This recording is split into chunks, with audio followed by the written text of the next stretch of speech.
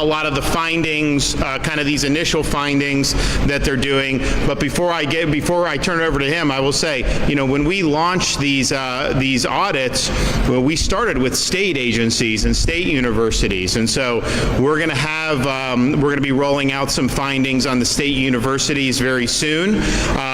There are things that need to be addressed. There's also some things, quite frankly, that they've done, I think, better than expected. So we're going to be rolling that out, and also different things that we've done with state government. But I think if you look at the state of Florida today, right now, the budget that we are operating under is less than the budget we operated under the year before. And that budget the year before was less than the budget the year before that. How many other states are doing that in this country? Not a lot of people. And so we've done what we needed to do to make sure that we continue to add to our rainy day fund. So when I became governor to now, we've more than tripled the state's rainy day fund. In fact, we're now at the point where we're not allowed to put any more money under Florida's Constitution into the rainy day fund. We've maxed it out, and that's good government. And honestly, there should be a limit, because you got to have a cushion for unforeseen circumstances, or even foreseen circumstances, because economy's cyclical. There's things that happen, but you don't want to just sock away too much money. We want a tax relief for people then, if that's the case.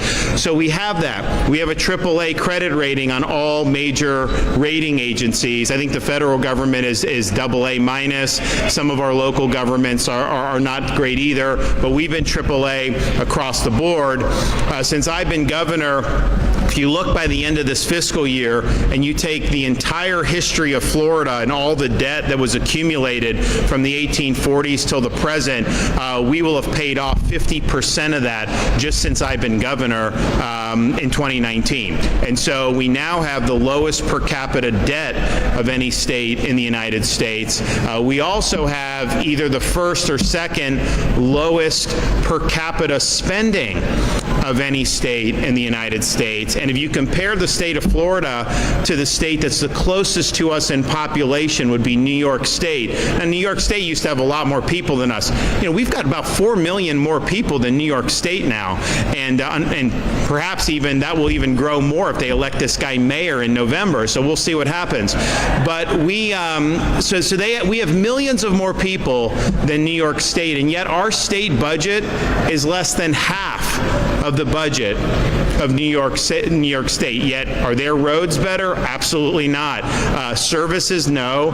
Education, no. In fact, we just got ranked for the 10th year in a row #1 for public university system, higher education in the country. And we have the lowest tuition in the country by a country mile.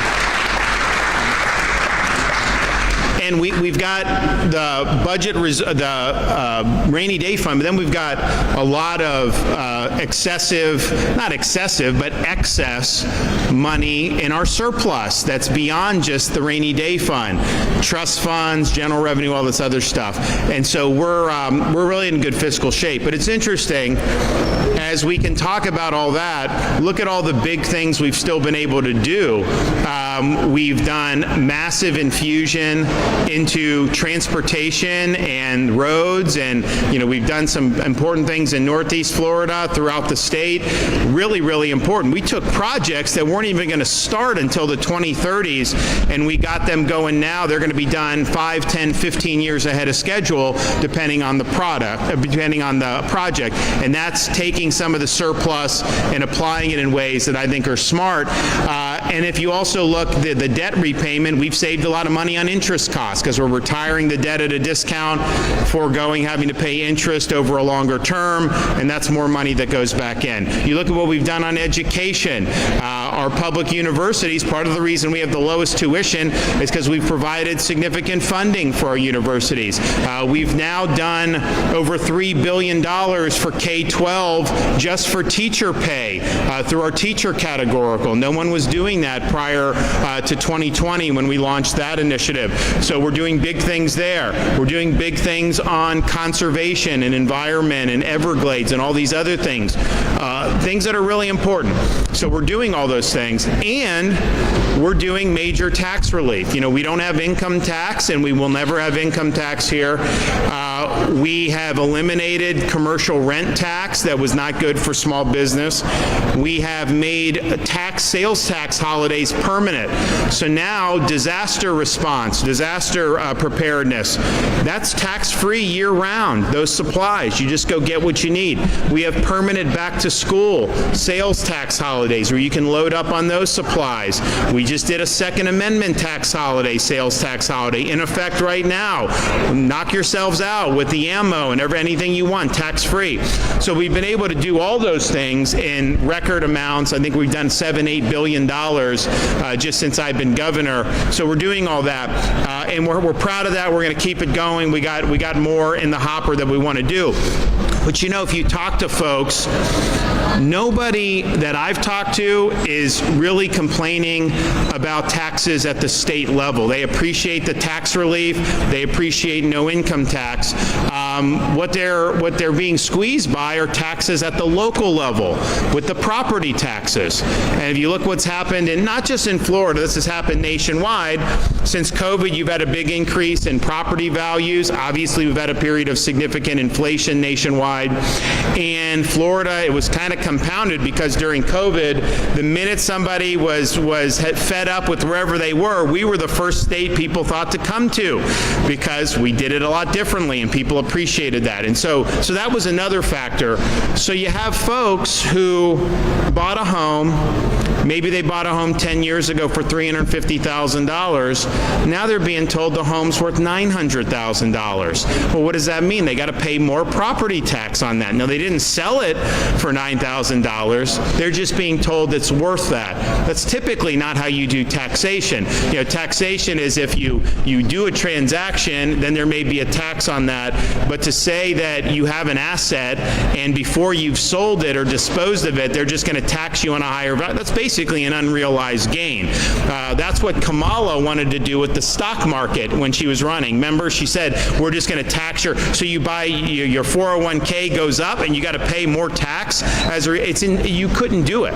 You couldn't run an economy like that. So property tax is kind of this aberration where people are hit, not even for making a transaction, just because all of a sudden market conditions have changed. Now, they're not as quick to downgrade the value of your property when the market goes down. It's kind of a one-way ratchet. But what's happened is people are having to pay more, even if you're not raising millage. They're still having to pay more because the assessments have gone up. And so we are leading the effort. We got to get the legislature to put it on the ballot because it's local. It's not something the state can do on its own right now, to do the property tax overhaul so that people, one, can stay in their homes. I mean, we have elderly people that are having to sell their homes because they can't afford to keep paying the property tax. And it's like, well, you need service, you need all that, but like for 50 years, you're just supposed to just keep. When does it end? And it's not. It doesn't end for folks. So people are having to do that. That's wrong. But then also younger people. Younger people in this country are being priced out of the American dream. I mean, you look at how much more expensive things are today from what they were 5 years ago.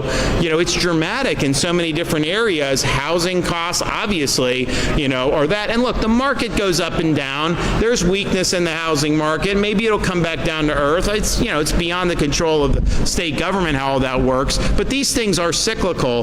But for the last 4 or 5 years, it's been very difficult.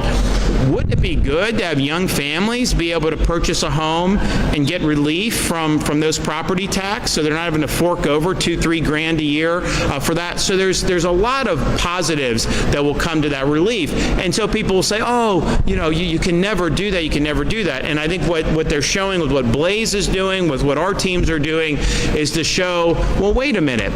We've got places around the state like Broward, they haven't really had population growth on net, but they've had a 60% increase in their budget over the last 4 or 5 years. Why do they need 60%? Why should you pay more or have to keep doing this on property tax so that they can increase budget 60%? So I think what we're showing is, you know, and here it's just natural. This is a natural thing with government. A gusher of revenue comes in because the values are going up, and some of these locals actually raise millage on top of that, which is wrong, but they did do that. So you have a gusher of revenue coming in, and what do politicians do with that revenue? I can tell you, they don't do what we did at the state level and pay down half the debt. That's not what they typically do. They typically spend it, and so then the spending goes up. And we don't want people to have to continue to be in this property tax situation simply to fund the increases in that. I mean, especially your personal residence, right?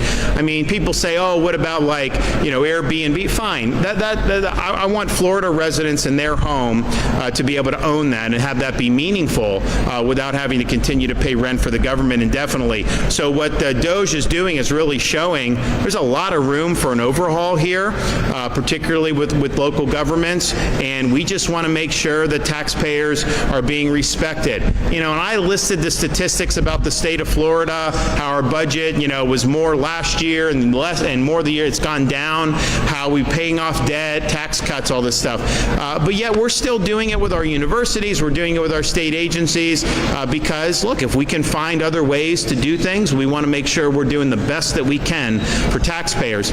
But let's just be clear, nobody is being pinched by higher taxes at the state level. We've cut taxes dramatically, and we'll continue to do that. But, you know, we're running out of taxes to cut in Florida at the state level. That's why I really want to get these property taxes and deal with those at the local level, because I think that is the best way that we can provide relief for people throughout the state of Florida. And so to talk about some of the findings and some of the things that his team and our team have been working on is Blaise Ngolia. You know, he's been chief financial officer now for a few months, and I don't think anybody's made more of an impact in that role in my lifetime in Florida than he has since he's been in there.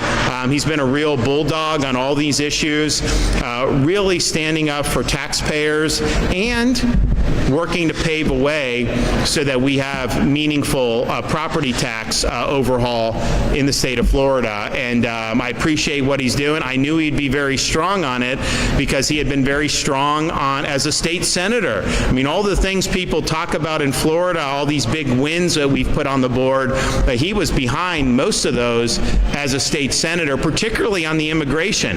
You know, they just, DHS just announced Florida leading the way by far on arresting criminal aliens and illegal aliens of anywhere in the country, working with them, and that wouldn't have happened without people like Blaise fighting for that in the Florida Senate. So I appreciate what he's done, I appreciate what he's doing, and he's worked very hard on this, and he's got a lot to say. So come on up. Thank you, sir. Can you tell me when to unveil that? Governor, first I want to thank you for your leadership on this issue. If you've ever paid attention to the governor's career, you would notice that the governor is in tune with what grassroots people, everyday Floridians, are feeling. He's always a year or 2 years ahead of the curve. He understands what's going on in our community so much to the point that he starts talking about it way before other elected officials ever do. And this is just another in the long lines of one of those issues, particularly a pocketbook issue, that has been creeping up on us over the past 2 years. I had the pleasure of having a conversation with the governor a couple of years ago, and the governor said, look, property taxes are starting to get out of hand, aren't they? And I said, as a builder, yes, I can see that. They absolutely 100% are.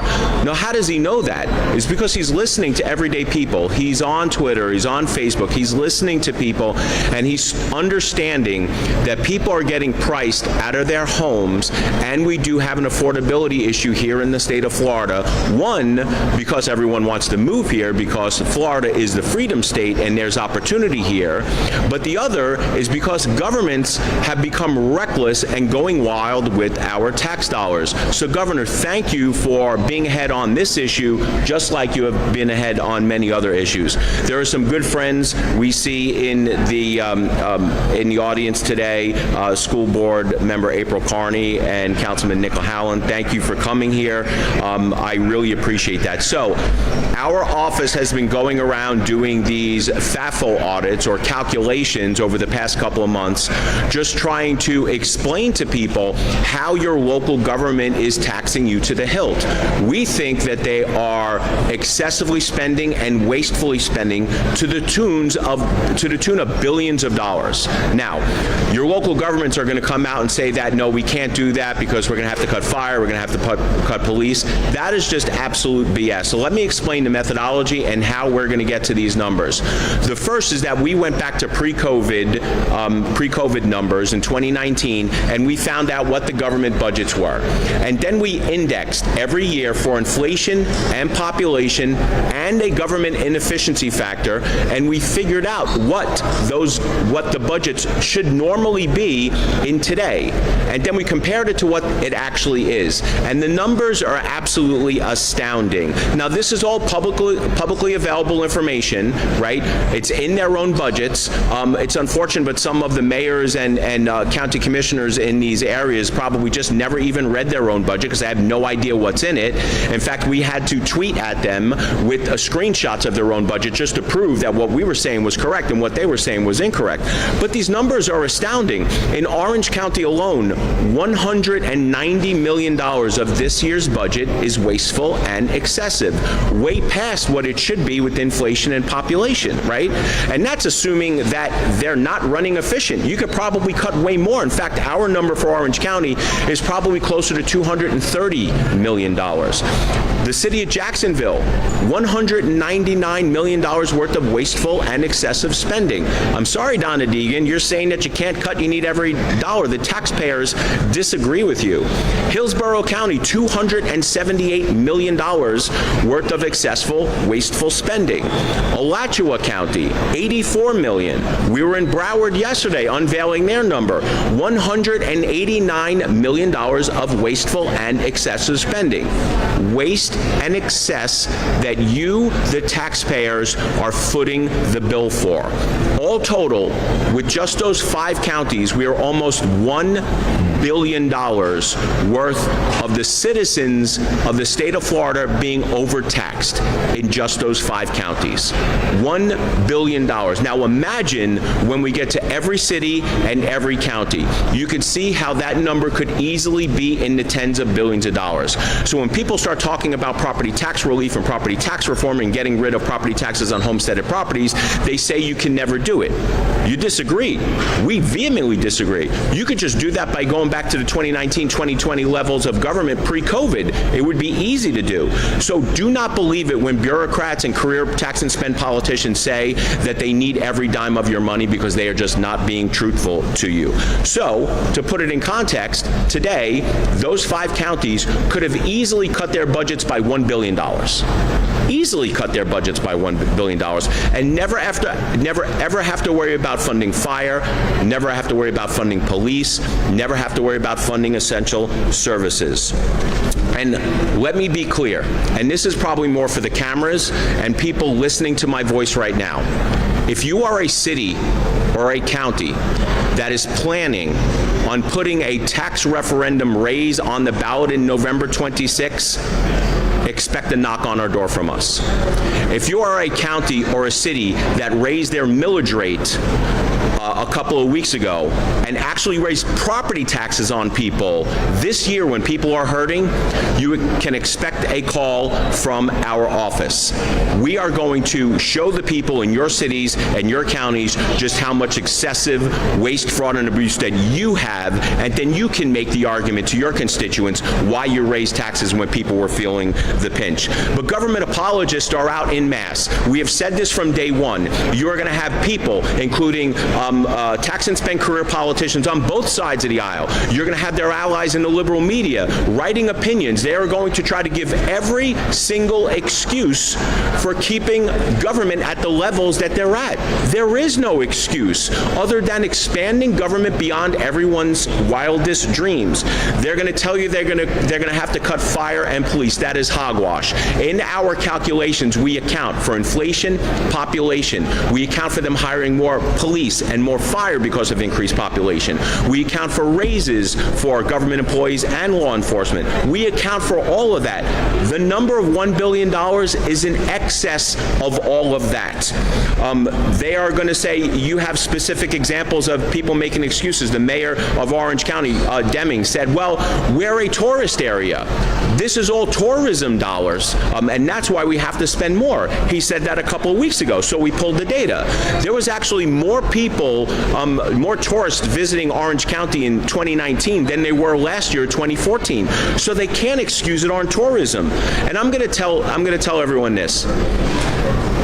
The same way last year when Donald Trump got elected, that everyone said that we have an immigration problem, and the left told you don't believe it. Nobody cares about the issue. When the left kept on saying nobody cares about woke issues, right? What happened? They all got voted out, and Donald Trump got elected president. The left and your tax and spend politicians are as tone deaf on the issue of property taxes as they were on this issue. We are out here not only telling people that yes, they can cut their budgets, but we are also hopefully changing behavior, because it's about time, I think, that city governments and cities and counties know that somebody is watching out for them and being a taxpayer advocate for them in Tallahassee. But here's the deal. They could easily cut your property taxes. They're choosing not to. It is a conscious choice not to cut your property taxes. Before we get into some of these specifics, I do want to talk about a couple of other things as affordability, right? We know that affordability is the issue. It's an issue that the governor and I and members of the legislature have been tackling, and we will continue to tackle, because it is an important issue here for Floridians. And local governments will speak out both sides of their mouths. Local governments are the biggest hypocrites when it comes to affordable housing and affordability issues. They will go and try to fund affordable housing, give it to nonprofits, they'll try to subsidize rents and all. The easiest way to give people an affordable house is to cut their property taxes. That's part of the payment. But they refuse to do that. They just want to subsidize others to do it. Local governments, if you want to help solve the affordability issue and make homes more affordable, cut your property taxes. That will cut their housing payments. Another last thing, there is a big difference, as the governor said, between what local governments are doing and what the state is doing. This man has been a tremendous ally to the state of Florida when it comes to taxes and holding government accountable. Not only have we socked away money year after year in the rainy day fund so we can go out and rebuild our communities after hurricanes, build the roads faster and quicker and better than ever before, but in addition to that, every year in the legislature, I was in the legislature for 10 years, we used to sit around and think of ways that we can give back the money. We're always looking to cut taxes. Every single year, we file what is called a tax package, which is tax cuts for everyday hardworking Americans. Ask yourself this question: when was the last time your local government offered to cut their tax packages? So to cut your property taxes. So let's go into a couple of specifics. Now, I'm going to preface this by saying this is not all the waste, fraud, and abuse. There is waste, fraud, and abuse at every corner of government. All you do is have to go and look and find it, and you will find it. What we are going to show you today are some of the ridiculousness that we've seen in terms of local governments spending your tax dollars unwisely. And hopefully you will see that after we show you some of these ridiculous examples of wasteful spending, you will know that those numbers of $1 billion, the $190 million, the $199 in Jacksonville are true. Because I'm telling you right now, they are not being good stewards of your taxpayer dollars. One thing I wanted to notice, there she is. Miss Donna Deegan. It's kind of funny because Donna Deegan, Mayor Deegan, said that this was not an example of wasteful spending. Remember when I said when people were tone deaf to what actually is? This is just a stark example of tone deafness. This is $75,000 of waste, fraud, and abuse. This is $75,000 that could have gone out to law enforcement raises, could have helped repave roads. There's a lot of money that this money could have been used for. So it is very fitting that we are here today in the city of Jacksonville at Jacksonville Airport highlighting waste, fraud, and abuse in front of a $75,000 Donna Deegan hologram. But in light of her taking over Jacksonville Airport with her voice, I don't know if you know that when you're in here, this is very, very loud and you can hear her. So in light of taking over Jacksonville Airport with her voice, we actually heard a rumor that Mayor Deegan is opening her own TSA agency, believe it or not. So we took the liberty of making her logo, her new logo for her new TSA agency. Governor? He's very good. This is all his doing. So TSA. Donna Deegan's TSA, taxes squandered again.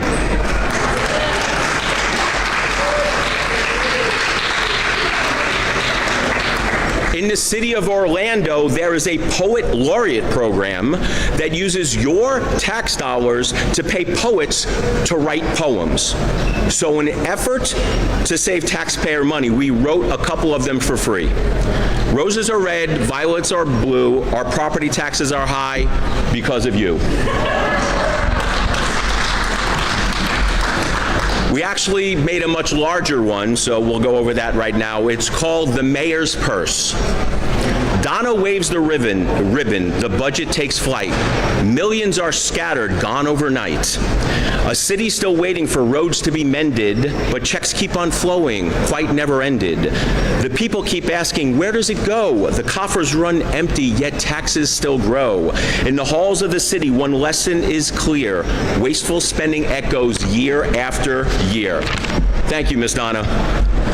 Another example, in Orlando, they are paying almost $70,000 for hot yoga classes for employees for free in the middle of the day. I wonder how that conversation goes.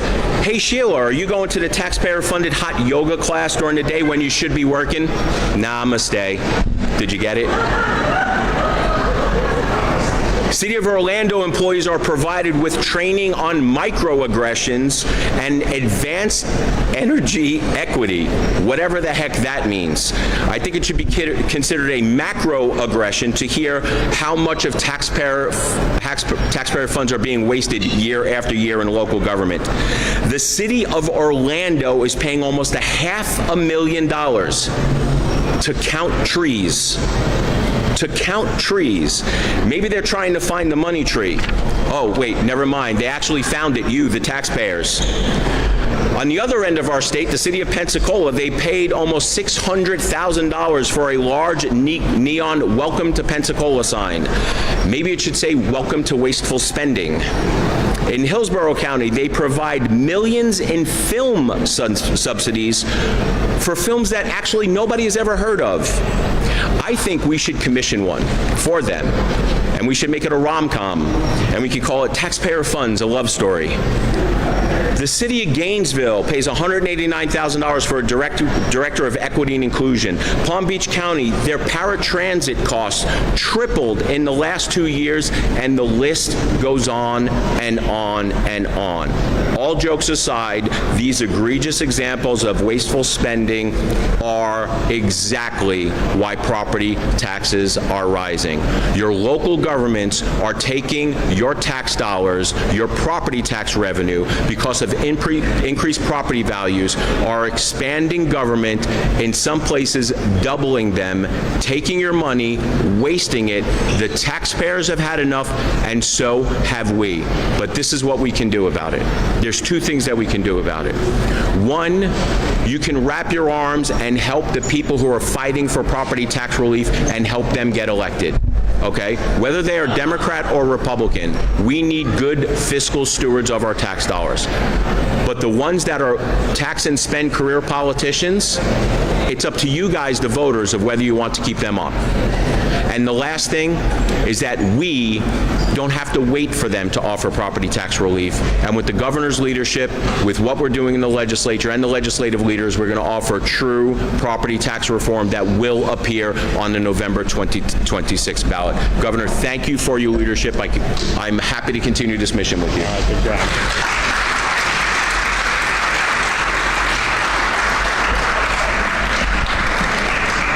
75 grand, man. Well, thanks, Blaze. I appreciate it. And so, as he pointed out, you know, that's just 5 counties that's $1 billion, right? And so there's a lot more that's being done. There were some that voluntarily did these audits earlier in the year. And so I think what you're going to be able to see is just at a minimum, and he's doing very rosy assumptions in the sense that population growth, inflation, pay more employees, all this stuff. So they're assuming there's going to be increases, and then this is over and atop those increases. So I think you're going to end up seeing many, many billions of dollars. And so when people say that somehow you can't give people relief from the property tax burden, you know, that just doesn't add up with what he's uncovering. And, you know, I think that to have budgets go up like in some of these counties 50, 60%, you know, in Florida, our state, so like I said, this year's budget spends less than the year before budget spends less than the year before that. We've had inflation during that time. We've had statewide population growth. I mean, we've been either number 1 or number 2 in net migration during that time. A lot of people in Northeast Florida see that. I mean, just look at like St. Johns County. I mean, you got all these people moving in there, and I know a lot of the residents are like, slow down, like we don't want, you know, so it's all these, and yet we're able to manage this. And look, I have to line item veto. You know, I submitted a budget. You know, they came in about $600 million higher than my budget, the legislature.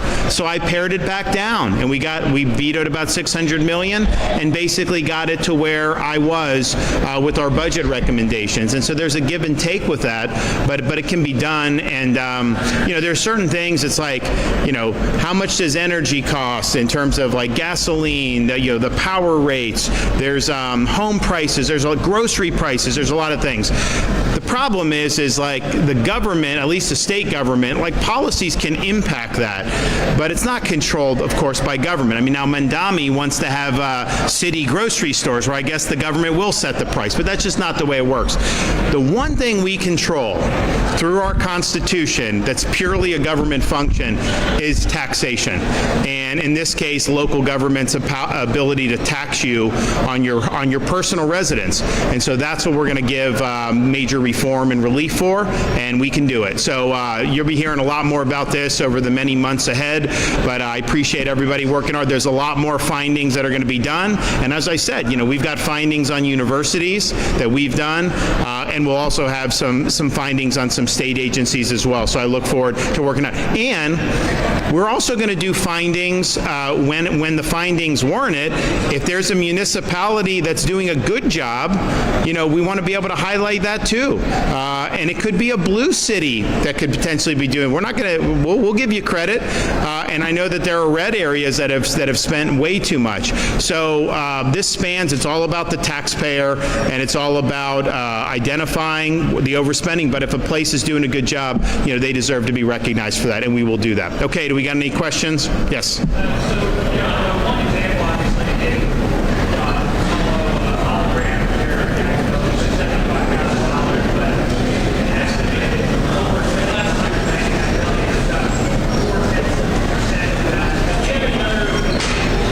He's got a lot of examples. Yeah, he does. But I think the point is not to just do, you know, exhaustive examples per se. He can do that. He can do more. I mean, I think he's willing to do. I got a whole list that I was looking at yesterday in the office. But I think the overall thing is, where were we with these budgets 4 or 5 years ago? Even if you program in population growth, even if you program in rising costs, even if you program in pay and salary and benefit benefit increases, even if you program in, which Blaze is doing, you still have spending on top of that. Now, if they can point to, hey, that's spending that if we didn't have that, you'd be in a world of hurt, then they should do that, right? I mean, that's a fair argument to make, but I don't think a lot of them are making it. They're basically just saying we have no other choice. And when you hear some of the explanations, like the tourism in Orlando, it's not as high as it was pre-COVID. I mean, it's higher than it is in a lot of other parts of the country, but not higher than pre-COVID. So, okay, so if that's your justification, why were you able to get away with a budget less than that 4 or 5 years ago? Of course you can do it. Of course you can. So the question is what are we trying to do? And I think one of the main things we've got to be trying to do is to give relief to our Florida residents in their property taxes. It's important, and we can do it. Yep. Jake, I want to put some of this also in context for you so you understand. The governor is absolutely right the way we're doing the calculations, but what people need to realize is that we have specific examples. We have more, we have reams of specific examples, but the expansion of the government bureaucracy itself is a large, wasteful, and excessive expense. And look, we've seen this playbook before. We've seen the same thing happen in the mid-2000s, where property taxes went up, property taxes went up, governments expanded, they were crying poor, and they told everyone that they couldn't cut or they would have to lay off the police and fire. They came out with these sob stories saying that you're going to call 911 and nobody's going to show up. So let's fast forward and see what happened, right? Well, in 2010 or 2012, we got an additional homestead exemption. But something also happened at the same time. For the first time in the history of the United States, property values actually went down. So local governments were faced with a with a revenue cut off of an additional homestead exemption. At the same time, valuations went down. They survived. No one got laid off. Nobody police, nobody at fire got laid off. So them coming out and saying that they can't cut anything is just hyperbolic nonsense, because we've seen this playbook before. We've seen them be able to cut. We've seen them be able to cut unwillingly by virtue of the taxpayers granting an additional homestead exemption, and by the virtue of property taxes receding for the first time in U.S. history. They're going to be fine. The taxpayers are the ones that are not fine right now, and I'm always going to side with the taxpayers over big government.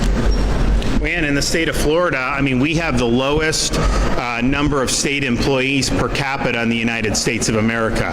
And, you can say what you want, but is there another state that you would trust more to respond to a hurricane? Is there another state that you trust more? I mean, we rescued people from Haiti, for Pete's sake. In 2024, we rescued people from the Middle East. I mean, we've done a lot of stuff above and beyond what most people would think would expect government to do. And we're happy to do that, but we're doing it with a small footprint, so that can be done, and we want to make sure that that's kind of the expectation. Yes, sir.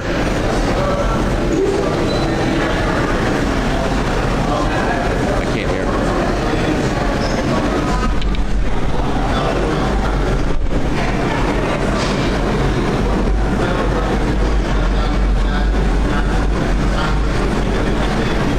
Can someone repeat that? I couldn't hear all that. Did you guys, anyone? You're talking about the federal shutdown? Yes. So, Florida spent more than $200 billion on housing and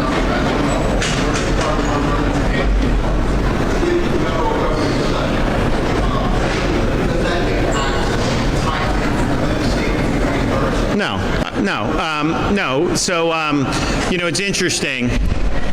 We rolled out, so we've got the Baker County facility too, which is doing incredibly well, and we've got the one at the Dade Collier Airport in the Everglades. And people are like, oh my gosh, it's going to cost so much money. And I said, no, we're actually going to get reimbursed because we're helping, with this mission.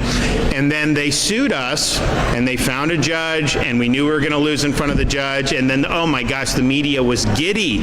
Oh, it's done. And then I said, no, it's going to continue to go, and sure enough, that's where we're at. It's going, it's operational. Friday in Tallahassee, DHS came, and they already are issuing massive numbers of reimbursements, tens of millions of dollars already. So this is all in the kitty. We know that, and honestly, like I was doing some event a couple weeks ago, and Tom Homan was like, submit those reimbursements. He's like, we've got a lot of money. We want to get you guys reimbursed. So that'll happen. I do think the immigration, when they say the government shuts down, it really doesn't shut down, right? I mean, it's like non-essential shuts down. I think why do we have non-essential government? It should either be essential or not. But that's a discussion for another day, right? I mean, it's just kind of ridiculous. So you have the immigration mission is obviously an essential function, and so they're going to continue operating those flights. We've got 5 flights leaving from the Baker County with those folks a week now, and we've got similar going down in South Florida. And so these are folks coming in, processed, staged, not kept there forever and a day. The job is to be kind of a staging ground so that the feds can bring them back to their home country. So we'll get that, and this will be resolved at some point. I mean, it's kind of just the typical DC theater. Our Congress has got a lot of issues. I see somebody like Chuck Schumer. If you don't believe in term limits after watching Chuck Schumer, I don't know what to say. We need term limits for these guys. There should be a balanced budget requirement for them because, they're arguing over this, but honestly, neither the House or the Senate are actually reducing spending, which the federal government needs to do because they're spending too much. So, but it'll be resolved at some point, and I have no doubt that the checks, will be flowing. So that's all ready to go. We'll be able to handle all that. I don't think there's going to be a problem. And again, this is what we said going into it. I still think, people, and the amount of money they talk about is usually inaccurate. I mean, they used to say it cost $400 million to open it. It did not. And they just pick and choose kind of like, oh, there'll be a contract for like a year, which may or may not last a year. They'll add up all this stuff. So they play those games. But we knew we were going to be reimbursed. But here's the thing. I love how the media will say, well, how much does it cost to house a detainee? They never ask, what's the cost of illegal immigration? How much does it cost schools? How much does it cost hospitals? How much does it cost the criminal justice system, our jails, our prisons if people are committing crimes? What's the cost to families that have been victimized by criminal aliens? They never talk about those costs.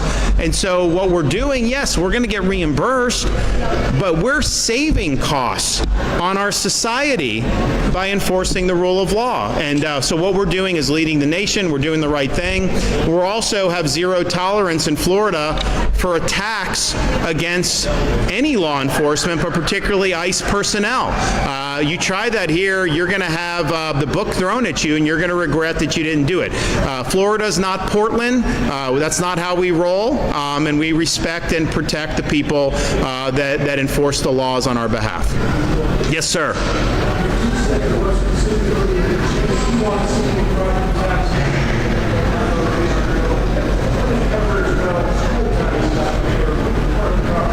So we're working on the exact proposal. And the reason is because it's got to pass the legislature by, I think, 2/3 to get on the ballot, and then it requires 60% of the voters for approval. And so we want to make sure that we've got a product. I'm not just doing this to just go around and crow about property tax. I want to see something big enacted. That's the whole goal. So we're doing that. We've got numbers, we've got language, we're doing that. So that will happen. You guys will see that in due time. What I've pointed out, though, is I view it differently between a Florida resident with their primary resident that's a homestead and that being tax-free versus investors who own these Airbnbs, snowbirds, all those other stuff. I'm focusing on the Florida resident. I'm focusing on people being able, to own their own home without being squeezed by the property tax. So that's always our focus. And not only that, it's like, okay, these local governments that tax, they tax Airbnb, they tax the snowbird properties, they tax commercial. I think there should be protection to say, okay, if you're doing that, then you talk about schools and police, you should only be able to spend on police, fire, schools, and the things that matter. Don't let them tax even a snowbird. Don't tax that and spend it on this, okay? Don't tax it and spend it on dropping 200 grand for an equity officer. You know, do it for schools, do it for law enforcement, do it for fire. So I think that there's actually ways where you can do a proposal that's going to guarantee a strong stream of revenue to the things that we really, really care about. So all that, you know, we've got, and we've been talking about this for a while. It's not going to be voted on prior to November of 2026. The only way we could get it on earlier is if we got 3/4 of the legislature to set a special date for and we just, they're not going to do that, right? I mean, if they did it, if they would be willing to do it, we could do it. So it's going to November 26th. So we really have to get it passed and on the ballot, you know, prior to the primary cycle being done in August. And so I'm not saying we're going to wait that long, but, you know, we could potentially have a special session on property tax right in the middle of the Republican primary season in July or August. Imagine that. I don't think a lot of these guys would want to vote the wrong way then. It's interesting when they know the voters are watching, you know, they tend to govern themselves accordingly. So we've got runway. We want to make sure we do it right, but I want to make sure it's something that actually sticks. I think the things that we, you know, if you look at Florida, how we've approached our stuff, we don't just go out and do. We know there's going to be roadblocks. There's always roadblocks. These judges that we always get. There's a handful of courts we know we'll lose in, but then we win on appeal. So we work on that. There's other things. But we want this stuff to stick. We want to give you an opportunity to have something meaningful that's going to help families here, that the legislature can obviously sign off on, but then that the voters will approve. And there's it's both an art and a science, because you got to make sure that the numbers work good. Then you also got to make sure that the voters, when they see it, that it's something that is positive. And I think one of the reasons why a lot of the amendments that the legislature has drafted over the years have failed is because you read it and you don't know what the hell it means. It's like written in legislative, bureaucratic speak that normal people don't talk or write like that. And so you got to write it in a way that I think resonates with people. So we're working on doing that as well. Yes, sir.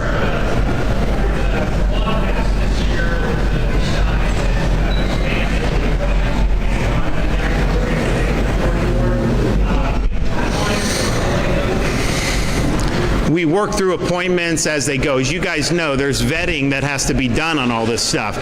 So, you know, there'll be some names that, oh, you know, this person applied or this person's great, and they may look great on paper. Then it's like, all right, well, they've got like 4 DUIs. Or, all right, well, I can't appoint you, right? I mean, like, or they did this or something. So they got to go. They got to vet folks, and so they're in the process of doing that.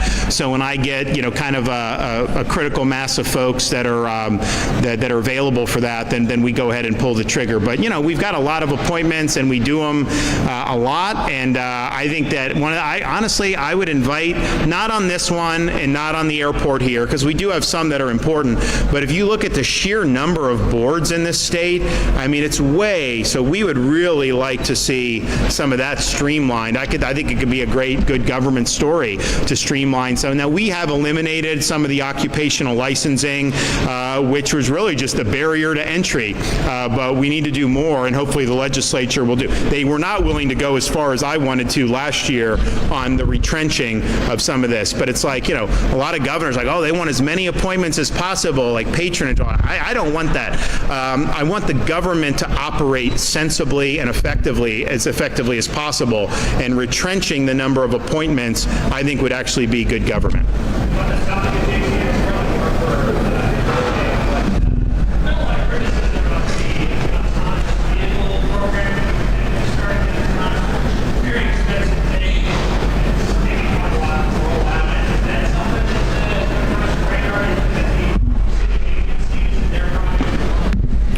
We're looking across all spectrums. If it makes sense to actually deliver the core functions of government, then it's probably something that we would agree with.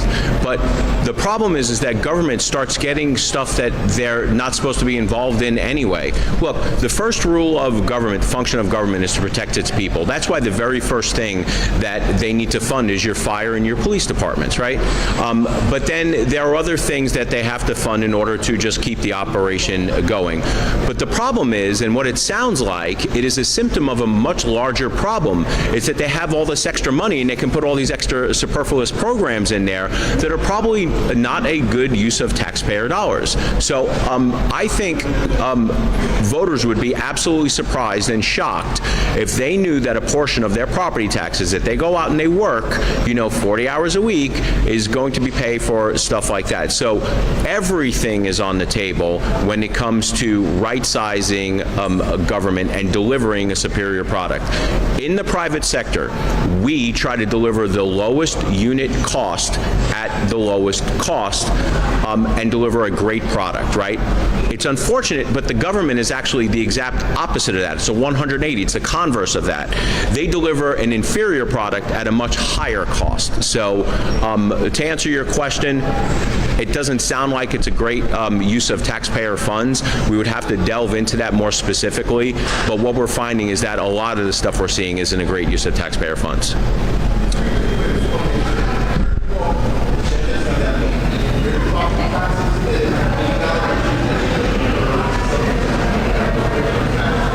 Right. So what I've said is, we're focused on homesteaded Florida residents. And so I think the ability for local governments, if I were starting a society from scratch, I wouldn't do property. I would do consumption. But that's not where we're at. So when you're talking about, like, for example, the residential property tax revenue in Florida, a majority of that is non-homesteaded properties, as it is now, right? I mean, that's just, and it makes sense because some of these wealthy people have expensive homes, whatever. Commercial, all that stuff. I don't think we're going to go into that realm. And so that's 70% of all the revenue they're currently doing just on property tax alone. So our focus is going to be on that 30 to 33% of the revenue that is derived from taxing people's primary residence and that are homesteaded properties. And I think that's the best way to achieve something meaningful. That's the best way to do something that could actually pass. And it also just, I've had people raise good points. It's like you go into some of these places around Florida and it's like a whole community will be like Airbnbs, or somebody will buy all these investment property and they rent them out to people. Well, that causes the cost of housing to go up. And so if you did it this way, there would be a huge advantage for being a traditional homeowner with respect to property tax, whereas the Airbnbs and all those could be continued to be subject to the same stuff that's happened, and they can even potentially do other things. So so if you have a Florida resident, you heard me this in the last session, I don't want to cut taxes on Canadian tourists or snowbirds. Like, why would we do that? We have other people that want to pay, that have paid tax on our behalf. Yeah, let's do that. So the more we can not have Floridians bear, the better it is for our residents. So that's just something that I believe in. And look, of all 50 states, we may be the only state that could pull it off. That's right. Because of one, we still attract tourists, we attract snowbirds, we attract all this stuff. We attract people that come from really everywhere you can think of. And so we have an ability to, I think, have this really diverse tax base where all these governments can still do the basic things. I have no doubt about all that. So stay tuned. There is going to be a good proposal. I do think it's going to get great support in the legislature, and we'll be very public about that. But we do have because I can't get this done on the ballot until November 26th. We have time to do it really thoughtfully and everything like that. All right, we got a big weekend coming up in the state of Florida. Do we have any Florida Gator fans here? Okay. They got a chance to redeem the season against Texas. Arch Manning coming to town. At the beginning of the season, that was the game I marked on my calendar. I'm like, man, I got to go to that game. It just hasn't worked out as well, in Gainesville this year. So the other game, do we have any Florida State fans here today? We've got some Florida State. So we've got Miami coming to Tallahassee, which if Florida State had beaten Virginia on Friday night, this would have been the biggest game in the Sunshine State in a long time. Still a big game. I think Miami's very good. Florida State looked very good. Didn't really get it done against Virginia and kind of fell off. But I'll tell you, that Alabama victory country looks better and better. I mean, Alabama looks really good. So I think it's going to be a good weekend. So I hope everybody enjoys that, and hopefully, we've got good games in both Tallahassee and Gainesville. Thanks, everybody.